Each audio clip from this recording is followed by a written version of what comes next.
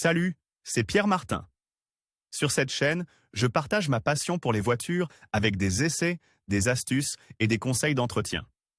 Revenons donc au sujet de la À l'âge vidéo. de 18 ans, il est possible d'obtenir un permis B, qui permet de conduire non seulement une voiture, mais aussi d'autres véhicules. Tels que les camping-cars, les camions et les engins de chantier ne dépassant pas 3,5 tonnes, les machines agricoles et les motocycles. D'une cylindrée de 125 cm3. Toutefois, les titulaires d'un permis de conduire novice ne peuvent pas conduire de véhicules d'une puissance supérieure à 70 kW. Comment procéder pour obtenir un permis B? Il existe deux façons d'obtenir le permis B: s'adresser à une auto-école, s'adresser à la Driver and Vehicle Licensing Agency. Dans le premier cas, l'usager est assiste dans toutes les étapes de la procédure, mais le coût est adapté au service offert. Dans le second cas, l'individu doit s'occuper personnellement de toutes les démarches, à un coût bien moindre. 1. Remplir et présenter le formulaire TT 2112. Ce document indique les données personnelles et celles du véhicule dans lequel on a l'intention de passer l'examen. Si l'on s'adresse à une auto-école, c'est elle qui s'occupe de tout, sinon il est nécessaire de le présenter en personne dans les bureaux de l'autorité civile des véhicules à moteur. En plus de ce formulaire, un certificat médical de bonne santé est également requis, certifiant l'absence de pathologies invalidantes et dangereuses pour la conduite. 2. Passer l'épreuve théorique. Cette épreuve théorique doit être passée au plus tard 6 mois après le dépôt du formulaire TT 2112 et comprend 40 questions formulées sous forme de quiz auxquelles il faut répondre par vrai, faux. Le temps imparti pour remplir le questionnaire est d'une demi-heure et 4 erreurs sont acceptées, au-delà desquelles l'examen n'est pas valide. En cas d'échec la première fois, une nouvelle possibilité est offerte au candidat, qui doit alors recommencer toute la procédure. Si l'examen est réussi, une feuille rose est délivrée, valable 6 mois, qui permet d'exercer la conduite sous le contrôle d'une personne expérimentée, pas nécessairement un moniteur, mais aussi toute personne de moins de 65 ans titulaire d'un permis de conduire depuis au moins 10 ans.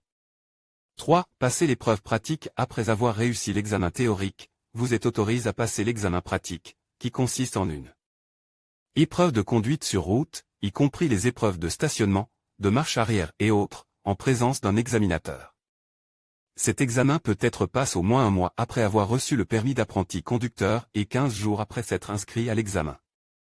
Avant cette épreuve, il est nécessaire de s'exercer à la conduite du véhicule, afin d'acquérir toutes les compétences pratiques nécessaires à la conduite d'un véhicule. Le déroulement de l'examen est structuré en 3 étapes. Dans un premier temps, les aptitudes à la conduite en sécurité sont testées. Ensuite, les compétences en matière de manœuvre de différents types sont évaluées. Enfin, les compétences en matière de conduite sur route sont évaluées. Il est également possible de suivre ce cours dans une auto-école ou à titre privé, en fonction des besoins individuels. Toutefois, un nombre minimum de 6 heures de leçons est requis, à effectuer dans une auto-école, en présence d'un instructeur, sur des routes de campagne et des autoroutes, de jour comme de nuit. Si l'examen est échoué à la première tentative, il n'est possible de le repasser qu'une seule fois et il faut alors recommencer toute la procédure.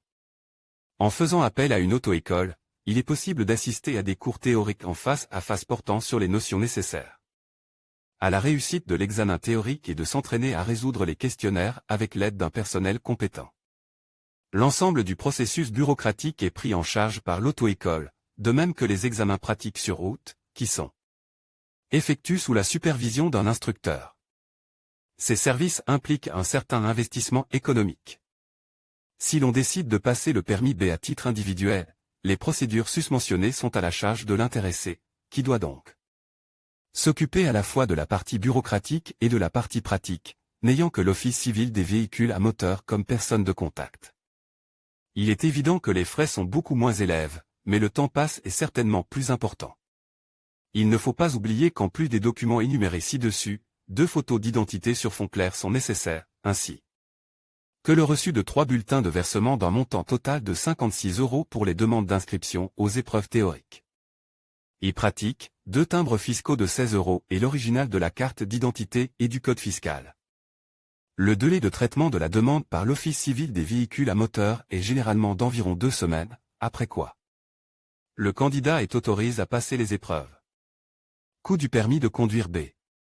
Si vous choisissez de passer votre permis B avec l'aide d'une école de conduite, les coûts dépendent des offres individuelles qui sont généralement faites au moment de l'inscription. Le coût moyen se situe entre 700 et 1000 euros, en fonction notamment du nombre de leçons de conduite suivies. En choisissant l'option de passer le permis B à titre privé, le coût peut varier entre 600 et 700 euros, avec une économie qui est toutefois affectée par de nombreuses variables. Conseils utiles pour l'obtention du permis B. Le premier obstacle, et peut-être le plus difficile, est de remplir correctement les questionnaires théoriques. À cet égard, il convient de prêter une attention particulière aux synonymes, qui peuvent souvent induire en erreur. Il y a aussi des questions qui appellent toujours une réponse vraie et d'autres qui appellent toujours une réponse fausse. Une étude attentive de la théorie peut vous donner une idée à ce sujet. Lorsque l'on aborde la compilation des tests, il est conseil de ne pas perdre son sang-froid car le temps disponible n'est pas très long et il faut donc l'optimiser. Dans l'incertitude d'une question, il ne faut pas trop s'y attarder, mais plutôt passer à d'autres, et faire une dernière révision. Il n'est jamais utile de tirer des réponses au hasard, éventuellement basées sur les statistiques de vrai, faut déjà utiliser.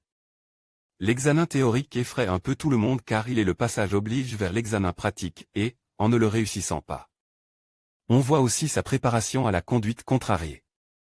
C'est pourquoi il est essentiel d'affronter cette épreuve en connaissant les notions théoriques utiles, il est préférable d'attendre un peu plus longtemps mais de pouvoir compter sur une bonne préparation plutôt que de tenter le sort.